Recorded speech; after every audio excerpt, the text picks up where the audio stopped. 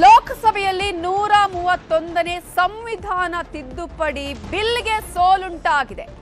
ಮಹಿಳಾ ಮೀಸಲಾತಿ ಬಿಲ್ಗೂ ಕೂಡ ಸೋಲುಂಟಾಗಿದೆ.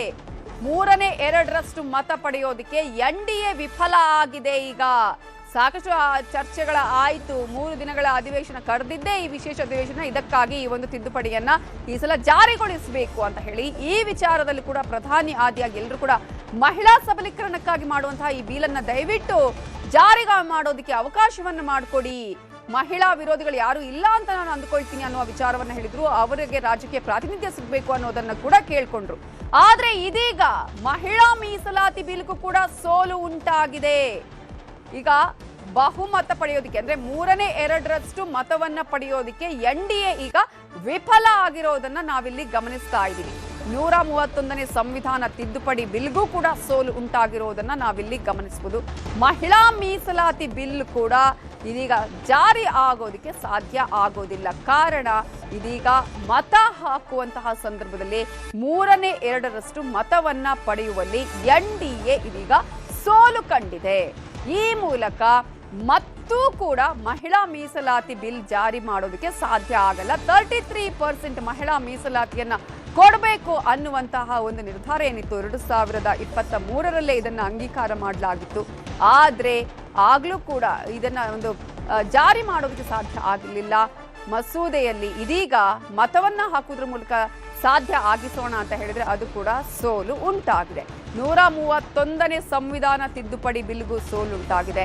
ಮಹಿಳಾ ಮೀಸಲಾತಿಯ ಬಿಲ್ 33% ಮಹಿಳೆಯರಿಗೆ ರಿಸರ್ವೇಶನ್ ಕೊಡಬೇಕು ರಾಜಕೀಯದಲ್ಲಿ ಅನ್ನುವ ವಿಚಾರದಲ್ಲೂ ಕೂಡ ಇದೀಗ ಸೋಲು ಉಂಟಾಗಿದೆ. ಎನ್ಡಿಎ 3/2 ಮತ ಪಡೆಯೋದಕ್ಕೆ ವಿಫಲ ಆಗಿದ್ದು ಮಹತ್ವದ ಮಸೂದೆ. ಇದೇ ಕಾರಣಕ್ಕಾಗಿ ವಿಶೇಷ ಅಧಿವೇಶನವನ್ನು ಕೂಡ 3 ದಿನಗಳ ಕಾಲ ಕರೆದಿದ್ದು. ಈ 3 ದಿನಗಳ ಈ ಒಂದು ವಿಶೇಷ ಅಧಿವೇಶನದಲ್ಲಿ ಇದೀಗ ಈ 3 ಮಸೂದೆಗಳಿಗೂ ಕೂಡ ಈಗ ಸೋಲು ಉಂಟಾಗಿದೆಯಾ? ಮಸೂದೆ ಪರವಾಗಿ ಕೇವಲ 278 ಮತಗಳು ಬಂದ್ರೆ ವಿರುದ್ಧವಾಗಿ 211 ಮತಗಳು ಚಲಾವಣೆಯಾಗಿದೆ. ಆದರೆ ಮಸೂದೆಯ ಪಾಸ್ಗೆ ಬೇಕಾಗಿದ್ದು 326 ಮತಗಳ ಅಗತ್ಯ ಇತ್ತು. ಅಂದ್ರೆ 3/2 ಮತಗಳನ್ನ ಪಡಿಲೇಬೇಕಾಗಿತ್ತು. ಲೋಕಸಭೆಯ ಸದಸ್ಯರ ಒಟ್ಟಾಗಿ ಅಲ್ಲಿ ಎಷ್ಟು ಜನ ಇರ್ತಾರಲ್ಲ ಸಂಸದರು, ಅವರನ್ನ ಎಲ್ಲ ಲೆಕ್ಕ ಮಾಡಿ ಎಷ್ಟು ಜನ ಇರ್ತಾರೆ ಅವರ 3/2 ಮತ ಅಲ್ಲಿ ಬೇಕಾಗಿತ್ತು. ಮಸೂದೆಯ ಪರವಾಗಿ ಈಗ ಚಲಾವಣೆ ಆಗಿದ್ದು 278 ಮತಗಳು, ಆದರೆ ವಿರುದ್ಧವಾಗಿ ಆಗಿದ್ದು 211 ಮತಗಳು. ಮಸೂದೆ ಪಾಸ್ ಆಗ್ಬೇಕಂದ್ರೆ ಬೇಕಾಗಿದ್ದು 326 ಮತಗಳು ಬೇಕಾಗಿತ್ತು. ಈ ಹಿನ್ನೆಲೆಯಲ್ಲಿ ಮಸೂದೆ ಈ ಸಲ ಕೂಡ ಜಾರಿ ಆಗೋದಿಲ್ಲ. ಮಸೂದೆ ಪಾಸ್ಗೆ ಇದೀಗ ಸೋಲು ಉಂಟಾಗಿದೆ. ಈಗಾಗಲೇ ನಾವು ಗಮನಿಸ್ತಾ ಇದ್ದೀವಿ, ಈ ಸಲ ಖಂಡಿತವಾಗ್ಲೂ ಕೂಡ ಈ ಒಂದು ಮಸೂದೆ ಪಾಸ್ ಆಗೇ ಆಗುತ್ತೆ ಅನ್ನುವಂತಹ ನಿರೀಕ್ಷೆ ಇತ್ತು. ಆದ್ರೆ ಮಸೂದೆ ಅಂಗೀಕಾರಕ್ಕೆ ಬಹುಮತ ಸಿಗದೆ ಸೋಲು ಉಂಟಾಗಿದೆ. ಮಹಿಳಾ ಮೀಸಲಾತಿ ಬಹಳ ಖುಷಿಯಾಗಿತ್ತು. ರಾಜಕೀಯದಲ್ಲಿ ಮಹಿಳಾ ಪ್ರಾತಿನಿಧ್ಯ ಸಿಗುತ್ತೆ, ಯಾರು ಕೂಡ ಇದನ್ನ ಅಲ್ಲಗಳೆಯುವಂತಿಲ್ಲ. ಯಾಕಂದ್ರೆ ವಿಪಕ್ಷಗಳು ಹೇಳ್ತಾ ಇದ್ವು ನಾವು ಕೂಡ ಇದಕ್ಕೆ ಸಪೋರ್ಟ್ ಮಾಡ್ತೀವಿ, ಆದ್ರೆ ಚರ್ಚೆ ಬೇಕು, ಸರ್ವ ಪಕ್ಷಗಳ ಸಭೆ ಕರಿಬೇಕು ಅಂತ ಹೇಳ್ತಾ ಇದ್ವು. ಆದ್ರೆ ಇದೀಗ ಮಹಿಳಾ ಮೀಸಲಾತಿಯ ವಿಚಾರದಲ್ಲಿ ಹಾಗಾದ್ರೆ ಯಾವ ರಾಜಕೀಯ ಪಕ್ಷಗಳಿಗೂ ಕೂಡ ಮಹಿಳೆಯರು ರಾಜಕೀಯದಲ್ಲಿ ಬರೋದು ಬೇಡವಾ ಅನ್ನುವಂತಹ ಒಂದು ಪ್ರಶ್ನೆಯನ್ನ ಹುಟ್ಟು ಹಾಕಿದೆ. ಸದನದಲ್ಲಿ 498 ಸದಸ್ಯರು ಹಾಜರಿದ್ರು. ಮಹಿಳಾ ಮೀಸಲಾತಿ ವಿರುದ್ಧ 211 ಸದಸ್ಯರು ಮತವನ್ನ ಚಲಾಯಿಸಿದ್ರೆ ಮೀಸಲಾತಿ ಪರವಾಗಿ 278 ಮತಗಳು ಚಲಾವಣೆಯಾಗಿದೆ. 3/2 ಬಹುಮತ ಪಡೆಯುವುದರಲ್ಲಿ ಎನ್ಡಿಎ ಸರ್ಕಾರ ಸೋಲು ಕಂಡಿದೆ, ವಿಫಲ ಆಗಿದೆ. ಈ ಮೂಲಕ ಬಹಳ ನಿರೀಕ್ಷೆಯನ್ನ ಹೊಂದಿದಂತಹ ಮಹಿಳಾ ಮೀಸಲಾತಿ ಇದೆಲ್ಲ ಒಂದು ಮಹಿಳೆಯರಿಗೆ ಯಾರ್ಯಾರು ರಾಜಕೀಯದಲ್ಲಿ ಆಸಕ್ತಿಯನ್ನ ಹೊಂದಿದ್ರಲ್ಲ, ಯಾರ್ಯಾರು ಅಟ್ಲೀಸ್ಟ್ ನಮಗೊಂದು ಅವಕಾಶ ಸಿಗುತ್ತೆ ಅಂತ ಕಾಯ್ತಿದ್ರಲ್ಲ, ಅವರಿಗೆ ಇದೀಗ ಮತ್ತೊಮ್ಮೆ ಒಂದು ರೀತಿಯಾದಂತಹ ಪರೀಕ್ಷೆ ಅಂತಾನೆ ಹೇಳಬೇಕಾಗುತ್ತೆ. ಅಥವಾ ಮಹಿಳಾ ಮೀಸಲಾತಿಗೆ ಈ ಮೂಲಕ ಇಷ್ಟೊಂದು ವಿರೋಧ ಇದೆಯಾ, ಮಹಿಳೆಯರು ರಾಜಕೀಯದಲ್ಲಿ ಬರೋದು ಬೇಡವಾ, ಹಾಗಿದ್ರೆ ಇವರಿಗೆ ಇಷ್ಟ ಇಲ್ವಾ ರಾಜಕೀಯ ಪಕ್ಷಗಳಿಗೆ ಅನ್ನುವ ಪ್ರಶ್ನೆಯನ್ನ ಕೂಡ ಹುಟ್ಟು ಹಾಕಿದೆ. 3/2 ಮತ ಪಡೆಯೋದಕ್ಕೆ ಎನ್ಡಿಎ ವಿಫಲ ಆಗೋದ್ರ ಮೂಲಕ ಮಹಿಳಾ ಮೀಸಲಾತಿ ವಿಧೇಯಕಕ್ಕೆ ಇದೀಗ ಸೋಲು ಉಂಟಾಗಿದೆ. ಲೋಕಸಭೆಯಲ್ಲಿ ಮಹತ್ವದ ಮಸೂದೆಗಳಾಗಿತ್ತು, ಆದರೆ ಈ ಮಹತ್ವದ ಮಸೂದೆಯಲ್ಲಿ ಮಹಿಳಾ ಮೀಸಲಾತಿ ಇತ್ತು, ಕ್ಷೇತ್ರ ಪುನರ್ವಿಂಗಡಣೆಯ ವಿಚಾರ ಇತ್ತು, ಸಂವಿಧಾನದ 131ನೇ ತಿದ್ದುಪಡಿಯ ವಿಚಾರ ಇತ್ತು. ಇವೆಲ್ಲವೂ ಕೂಡ ಇದೀಗ ಈ ಒಂದು ವಿಚಾರದಲ್ಲಿ ಸೋಲನ್ನ ಕಂಡಿದೆ ಅಂತಾನೆ ನಾವಿಲ್ಲಿ ಗಮನಿಸಬೇಕಾಗುತ್ತೆ. ಮಹಿಳಾ ಮೀಸಲಾತಿ ಮಸೂದೆ ಸೋಲನ್ನ ಕಂಡಿದೆ. ಈಗ ಲೋಕಸಭೆಯಲ್ಲಿ 489 ಸದಸ್ಯರಿದ್ರು. ಮಹಿಳಾ ಮೀಸಲಾತಿ ಪರ ಬಂದಿದ್ದು 278, ಆದರೆ ವಿರುದ್ಧವಾಗಿ ಬಂದಿದ್ದು 211 ಮತಗಳು ಬಂದಿದೆ. ಈ ಮೂಲಕ 2/3 ಮತಗಳನ್ನ ಪಡೆಯುವಲ್ಲಿ ಸಕ್ಸಸ್ ಆಗಲಿಲ್ಲ NDA. ಈ ಮೂಲಕ ವಿಧೇಯಕ ಸೋಲನ್ನ ಕಂಡಿದೆ, ವಿಧೇಯಕಕ್ಕೆ ಸೋಲು ಉಂಟಾಗಿದೆ. ಬಹಳ ನಿರೀಕ್ಷೆಯನ್ನು ಹೊಂದಿರುವ ಅದೇ ಕಾರಣಕ್ಕಾಗಿ ಪ್ರಧಾನಿ ನರೇಂದ್ರ ಮೋದಿ ಅವರು ನಿನ್ನೆ ಕ್ರೆಡಿಟ್ ವಿಚಾರ ಬಂದಾಗಲೂ ಕೂಡ ಹೇಳಿದ್ರು, ಈ ಒಂದು ಗೆಲುವು ಇದ್ರೆ ಇದರಲ್ಲಿ ಎಲ್ಲರ ಫೋಟೋಗಳನ್ನ ಹಾಕೋಣ ಬೇಕಂತ ಹೇಳಿದ್ರೆ ಜಾಹೀರಾತಲ್ಲಿ ನಿಮ್ಮ ಫೋಟೋನೇ ಹೋಗೋಣ, ನಮ್ಗೆ ಯಾರಿಗೂ ಕ್ರೆಡಿಟ್ ಬೇಡ, ಆದ್ರೆ ಮಹಿಳಾ ಸಬಲೀಕರಣದ ವಿಚಾರದಲ್ಲಿ ಎಲ್ಲರೂ ಒಂದಾಗಬೇಕು ಅನ್ನುವ ವಿಚಾರವನ್ನ ಕೂಡ ಹೇಳಿದ್ರು.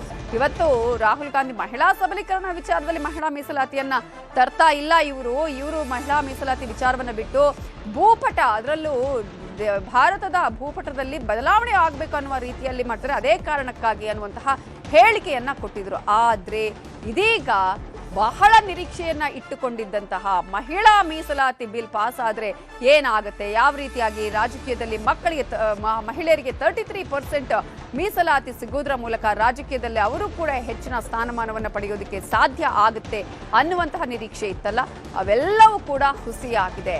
ಅನೇಕ ಮಹಿಳೆಯರಿಗೆ ಅವಕಾಶನೇ ಇಲ್ಲ. ಯಾಕಂದ್ರೆ ಒಂದು ಪ್ರಶ್ನೆ ಇತ್ತು, ಅಂದ್ರೆ ಮಹಿಳಾ ಮೀಸಲಾತಿ ಬಿಲ್ ಅನ್ನ ತಂದ್ರೆ 33% ತಂದ್ರೆ ಕೇವಲ ಮಹಿಳೆಯರಿಗೆ ಅವಕಾಶ ಸಿಗಬಹುದು, ಆದ್ರೆ ನಿಜವಾದಂತಹ ಗ್ರೌಂಡ್ ರಿಯಾಲಿಟಿ ಇದೆಯಾ, ಆ ರೀತಿಯಾಗಿ ಸಿಗುವಂತಹ ಚಾನ್ಸಸ್ ಇದೆಯಾ ಅನ್ನುವಂತಹ ಪ್ರಶ್ನೆಗಳ ನಡುವೆನೆ ಅಟ್ಲೀಸ್ಟ್ ಅವಕಾಶ ಸಿಗಬೇಕು. ಯಾಕಂದ್ರೆ ಈಗ ಇರುವಂತಹ ಪರ್ಸೆಂಟೇಜ್ ಮಹಿಳೆಯರು ಇರುವಂತಹ ರಾಜಕೀಯದಲ್ಲಿರುವಂತಹ ಸಂಖ್ಯೆನೇ ಬಹಳ ಕಡಿಮೆ ಇದೆ.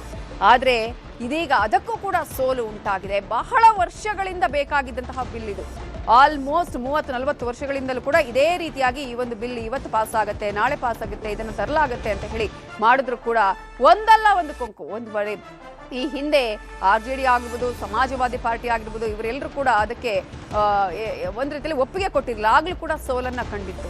ಅದಾದ ನಂತರ ಈಗ ಕಾಂಗ್ರೆಸ್ ಅದಕ್ಕೆ ಪರ ಅಂತ ಹೇಳ್ತಾನೆ.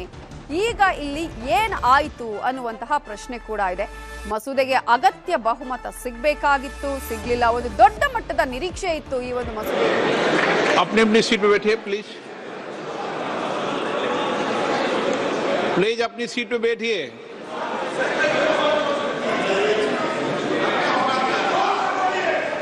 प्रश्न ये था कि भारत के संविधान का और संशोधन करने वाले विधेयक पर विचार किए जाए। शुद्धि के अद्यतन मत विभाजन इस प्रकार है: हाँ 298 298, ना 230 230। प्रस्ताव संविधान के अनुच्छेद 368 के उपबंधों के अनुसार सभा की कुल सदस्य संख्या के बहुमत द्वारा तथा सभा के उपस्थित और मत देने वाले सदस्यों के कम से कम 2/3 बहुमत द्वारा पारित नहीं हुआ। अब इस संविधान संशोधन पर विधेयक पर आगे की कार्रवाई करना संभव नहीं है। अतः संघ राज्य क्षेत्र विधि संशोधन विधेयक 2026 तथा परिसीमन विधेयक 2026 के संबंध में आगे की कार्रवाई पर निर्णय लेना है।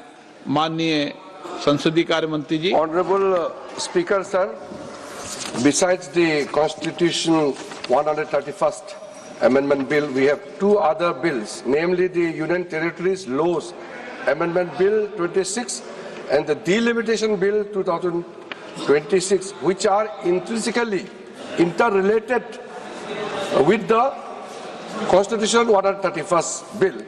So it cannot be viewed from the isolation. इस दृष्टि से माननीय सभापति महोदय, जो नतीजा आया है, ये इतना ऐतिहासिक और महत्वपूर्ण बिल पर देश का महिलाओं को सम्मान अधिकार देने का जो बिल है, उसको विपक्ष ने साथ नहीं दिया। बहुत खेद की बात है। और इस ऐतिहासिक पल को आप अपना एक मौका था, आपने गंवाया है। आदरणीय नरेंद्र मोदी जी के नेतृत्व में महिलाओं को जो सम्मान देने का, अधिकार देने का हमारा अभियान जारी रहेगा और हम अधिकार दे के ही रहेंगे आगे। अब सभा की कार्रवाई आगे दो शेष जो बिल्स है उसको आगे नहीं बढ़ाने का मैं अनुरोध करता हूँ।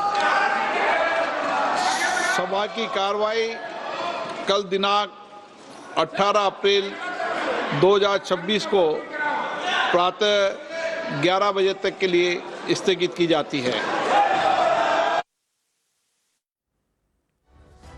ಈ ಮೂಲಕ ಮಹಿಳಾ ಮೀಸಲಾತಿ ಬಿಲ್ಗೆ ಸೋಲು ಉಂಟಾಗಿದೆ. ಲೋಕಸಭೆಯಲ್ಲಿ 131ನೇ ಸಂವಿಧಾನ ತಿದ್ದುಪಡಿ ಬಿಲ್ಗೆ ಸೋಲನ್ನ ಈಗ ಉಂಟಾಗಿದೆ. ಕಾರಣ 2/3 ಮತ ಬೇಕಾಗಿತ್ತು ಇದರಲ್ಲಿ. ಆದ್ರೆ ಆ 2/3 ಮತಗಳನ್ನ ಪಡ್ಕೊಳ್ಳುವಲ್ಲಿ ಇದೀಗ NDA ವಿಫಲವಾಗಿದೆ. ಕೇವಲ ಮಸೂದೆ ಪರವಾಗಿ ಬಂದಿದ್ದು 278 ಮತಗಳು ಮಾತ್ರ. 211 ಮತಗಳು ಬಂದಿದ್ದು ವಿರುದ್ಧವಾಗಿ 326 ಮತಗಳ ಅಗತ್ಯ ಇತ್ತು. ಈ ಮೂಲಕ ಒಂದು ರೀತಿಯಲ್ಲಿ ನಿರೀಕ್ಷೆ ಇಟ್ಕೊಂಡಿತ್ತು NDA ಸರ್ಕಾರ, ಖಂಡಿತವಾಗ್ಲೂ ಕೂಡ ಈ ಮಸೂದೆ ಪಾಸ್ ಆಗುತ್ತೆ, ಈ ಬಿಲ್ ಪಾಸ್ ಆಗುತ್ತೆ ಅನ್ನುವಂಥದ್ದು. ಆದ್ರೆ ಇದೀಗ ಈ ಬಿಲ್ ಪಾಸ್ ಆಗೋದಕ್ಕೆ ಸಾಧ್ಯ ಆಗ್ಲಿಲ್ಲ. ಈಗಾಗಲೇ ಸಚಿವರು ಕೂಡ ಮಾತನಾಡ್ತಾ ಹೇಳ್ತಾ ಇದ್ರು, ಈ ವಿಚಾರದಲ್ಲಿ ಮಹಿಳಾ ಮೀಸಲಾತಿ, ಮಹಿಳಾ ಸಬಲೀಕರಣದ ವಿಚಾರದಲ್ಲಿ ಎಲ್ಲರೂ ಕೂಡ ಒಂದಾಗ್ತೀವಿ ಅಂತ ಅಂದುಕೊಂಡಿದ್ವಿ. ಆದ್ರೆ ಈ ಒಂದು ಬಿಲ್ಗೂ ಕೂಡ ಇದೀಗ ಸೋಲನ್ನ ಉಣಿಸುವುದರ ಮೂಲಕ ಇವರಿಗೆ ಮಹಿಳಾ ಸಬಲೀಕರಣ ಬೇಡ ಅನ್ನೋದನ್ನ ವಿಪಕ್ಷದವರು ತೋರಿಸಿದ್ದಾರೆ ಅನ್ನೋದನ್ನ ಈಗಾಗಲೇ ಸಚಿವರು ಹೇಳ್ತಾ ಇದ್ರು. ಈ ಮೂಲಕ ಬಹಳ ನಿರೀಕ್ಷೆಯನ್ನ ಇಟ್ಟುಕೊಂಡಿದ್ದ ಮಹತ್ವದ ಒಂದು ಬಿಲ್ಗೆ ಸೋಲು ಉಂಟಾಗಿದೆ. ಇದೇ ವಿಚಾರಕ್ಕೆ ಸಂಬಂಧಪಟ್ಟ ಹಾಗೆ ಮಾತನಾಡೋದಕ್ಕೆ ನಮ್ಮ ಜೊತೆ ಇದೀಗ ಮಾಜಿ ಸ್ಪೀಕರ್ ಆಗಿರುವಂತಹ BL ಶಂಕರ್ ಅವರು ಫೋನ್ ಸಂಪರ್ಕದಲ್ಲಿ ಜಾಯ್ನ್ ಆಗಿದ್ದಾರೆ. ನಮಸ್ತೆ ಸರ್. 131ನೇ ಸಂವಿಧಾನ ತಿದ್ದುಪಡಿ ಬಿಲ್ ಇವತ್ತು ಏನು ಒಂದು ನಿರೀಕ್ಷೆ ಇತ್ತು, ಒಂದ್ ಕಡೆ ಡಿಲಿಮಿಟೇಷನ್ ವಿಚಾರ ಆಗಿರ್ಬೋದು, ಒಂದ್ ಕಡೆ ಮಹಿಳಾ ಮೀಸಲಾತಿಯ ವಿಚಾರದಲ್ಲಿ ಅಟ್ಲೀಸ್ಟ್ ಈ ಸಲ ಪಾಸ್ ಆಗಬಹುದೇನೋ ಅಂತ ಹೇಳಿ ಅದಕ್ಕೂ ಕೂಡ ಸೋಲು ಉಂಟಾಗಿದೆ. ಯಾವ ರೀತಿಯಾಗಿ ಇರುತ್ತೆ ಸರ್? ಯಾಕಂದ್ರೆ ಈಗ ಆಲ್ರೆಡಿ ಬಿಲ್ ಪಾಸ್ ಆಗಿದ್ದಿದ್ರೆ ಒಂದು ರೀತಿಯ ಬೇರೆ ವಿಚಾರವೇ ಇತ್ತು. ಈಗ ಸೋಲು ಉಂಟಾಗಿರೋದ್ರಿಂದ ಮತ್ತೆ ಪ್ರೊಸೀಜರ್ಗಳ ಬಗ್ಗೆ ಹೇಳೋದಾದ್ರೆ, ಜೊತೆಗೆ ಈ ಒಂದು ಬಿಲ್ಲಿನ ಬಗ್ಗೆ ಹೇಳೋದಾದ್ರೆ, ಮಹಿಳೆಯರಿಗೆ ವಿಧಾನಸಭೆ ಮತ್ತು ಲೋಕಸಭೆಯಲ್ಲಿ 233% ಮೀಸಲಾತಿ ಕೊಡಬೇಕು ಅನ್ನೋಂತ ಸಂವಿಧಾನ ತಿದ್ದುಪಡಿ 2023ರಲ್ಲೇ ಪಾಸ್ ಆಗಿದೆ. ಅದು ಯಾವಾಗಿಂದ ಜಾರಿಗೆ ಬರಬೇಕು ಅನ್ನೋ ವಿಚಾರದಲ್ಲಿ ಮಾತ್ರ ಈಗ ವಿವಾದ ಇದ್ದಂಥದ್ದು. ಆವತ್ತು ತಿದ್ದುಪಡಿನಲ್ಲಿ ಅವತ್ತು ಎಲ್ಲಾ ಪ್ರತಿಪಕ್ಷಗಳು ಹೇಳಿದ್ರು ತಕ್ಷಣದಿಂದ ಜಾರಿ ಕೊಡಿ ಅಂತ ಹೇಳಿ. ಆದ್ರೆ ಬಿಜೆಪಿ ನೇತೃತ್ವ NDA ಸರ್ಕಾರ ಅವತ್ತು ಹೇಳ್ತು ಇಲ್ಲ, ಹೊಸ ಸೆನ್ಸಸ್ ಆಗಿ ಹೊಸ ಡಿಲಿಮಿಟೇಷನ್ ಕಮಿಷನ್ ಆದ್ಮೇಲೆ ಅದು ಜಾರಿಗೆ ಬರ್ತದೆ ಅಂತ ಅವ್ರು ಹೇಳಿದ್ರು. ಅದಾದ ನಂತರ 3 ವರ್ಷದ ನಂತರ ಅವ್ರ ಮನಸ್ಸು ಬದಲಾಯಿಸಿ ಈಗ ಅದನ್ನ 2011ರ ಸೆನ್ಸಸ್ ಮೇಲೆ ಕೊಡೋಣ ಅನ್ನೋ ಮಾತನ್ನ ಹೇಳೋದ್ರ ಜೊತೆಗೆ ಅವ್ರು ಈ ಸರ್ತಿ ಮಾಡಿದಂತ ಎಡವಟ್ಟು ಅಂತ ಹೇಳಿದ್ರೆ ಅದರೊಟ್ಟಿಗೆ ಡಿಲಿಮಿಟೇಷನ್ ಅನ್ನು, ಕ್ಷೇತ್ರ ಪುನರ್ವಿಂಗಡಣೆಯನ್ನು ಸೇರಿಸಿದ್ರಿಂದ ಇದ್ದಕ್ಕಿದ್ದ ಹಾಗೆ ಎಲ್ಲಾ ಲೋಕಸಭೆ ಮತ್ತು ವಿಧಾನಸಭಾ ಸ್ಥಾನಗಳನ್ನ ಏರಿಸುವಂತ ಒಂದು ಪ್ರಕ್ರಿಯೆನೂ ಮಹಿಳಾ ಮೀಸಲಾತಿ ಒಟ್ಟಿಗೆ ಸೇರಿಸಿದ್ರಿಂದ ಈ ಕ್ಷೇತ್ರ ಪುನರ್ವಿಂಗಡಣೆ ಮತ್ತು ಕ್ಷೇತ್ರ ಸಂಖ್ಯೆ ಹೆಚ್ಚು ಮಾಡುವಂತ ವಿಚಾರದಲ್ಲಿ ಒಮ್ಮತ ಮೂಡ್ಲಿಕ್ಕೆ ಸಾಧ್ಯ ಆಗದೆ ಇರೋ ಕಾರಣಕ್ಕೋಸ್ಕರ ಈ ಫಲಿತಾಂಶ ಬಂದಿದೆ. ಮಾತಾಡಿದಂತ ಪ್ರತಿಯೊಬ್ರು ಕೂಡ ಹೇಳಿದ್ದಾರೆ, ಮಹಿಳಾ ಮೀಸಲಾತಿಗೆ ನಮ್ದು ವಿರೋಧ ಇಲ್ಲ, ಅದನ್ನ ನಾವು ಬೆಂಬಲ ಕೊಡ್ತೇವೆ, ಕ್ಷೇತ್ರ ಪುನರ್ವಿಂಗಡಣೆ ಒಂದನ್ನು ಮಾತ್ರ ಹೊಸ ಸೆನ್ಸಸ್ ಆದ್ಮೇಲೆ ಮಾಡಿ ಅದಕ್ಕೆ ನಾವು ಒಪ್ಕೊಳ್ತೇವೆ ಅನ್ನೋ ಮಾತನ್ನ ಹೇಳಿದ್ರು. ಆದ್ರೆ ಯಾವ ಉದ್ದೇಶದಿಂದ ಬಿಜೆಪಿಯವರು ಅದು ಎರಡನ್ನೂ ಒಟ್ಟಿಗೆ ಸೇರ್ಸಿರೋ ಗೊತ್ತಿಲ್ಲ. ಆ ಎರಡು ಒಟ್ಟಿಗೆ ಸೇರಿಸಿದ ಕಾರಣಕ್ಕೋಸ್ಕರ ಇವತ್ತು ಅದು ಕ್ಷೇತ್ರ ಪುನರ್ವಿಂಗಡಣೆ ವಿರುದ್ಧ ಓಟ್ ಹಾಕಿದಾಗ ಇದ್ರ ವಿರುದ್ಧನೂ ಓಟ್ ಹಾಕ್ಬೇಕಂತ ಅನಿವಾರ್ಯತೆ ನಿರ್ಮಾಣ ಆಗಿತ್ತು. ಹಾಗಾಗಿ ಇದು ಹೋಗಿದೆ. ಅದರ ಅರ್ಥ ಮಹಿಳಾ ಮೀಸಲಾತಿ ಜಾರಿಗೆ ಬರೋದಿಲ್ಲ ಅಂತ ಏನಿಲ್ಲ. ಮಹಿಳಾ ಮೀಸಲಾತಿ ಈಗ ಕೊಡಬೇಕು ಅನ್ನೋದು ಸಂವಿಧಾನ ತಿದ್ದುಪಡಿ ಆಗೋಗಿದೆ. ಈಗ ವಿಫಲ ಆಗಿರೋಂಥದ್ದು ಯಾವಾಗಿಂದ ಜಾರಿಗೆ ಬರಬೇಕು ಅನ್ನೋ ವಿಚಾರದಲ್ಲಿ ಮಾತ್ರ ಸೋಲಾಗಿರೋದೇ ಹೊರತು ಮಹಿಳಾ ಮೀಸಲಾತಿಗೆ ಸೋಲಾಗಿಲ್ಲ. ಈಗ ಸರ್, ಈಗ 3 ಬಿಲ್ಗಳನ್ನ ಒಟ್ಟಿಗೆ ಹಾಕಿರೋದು ಸೆಪರೇಟ್ ಆಗಿದ್ರೆ ಒಂದು ವೇಳೆ ಅದಕ್ಕೆ ಅವಕಾಶ ಸಿಕ್ತಿತ್ತು ಅಂತ ಹೇಳ್ತೀರಿ? ಹೌದು, ಖಂಡಿತವಾಗಿ ಸಿಗ್ತಾ ಇತ್ತು.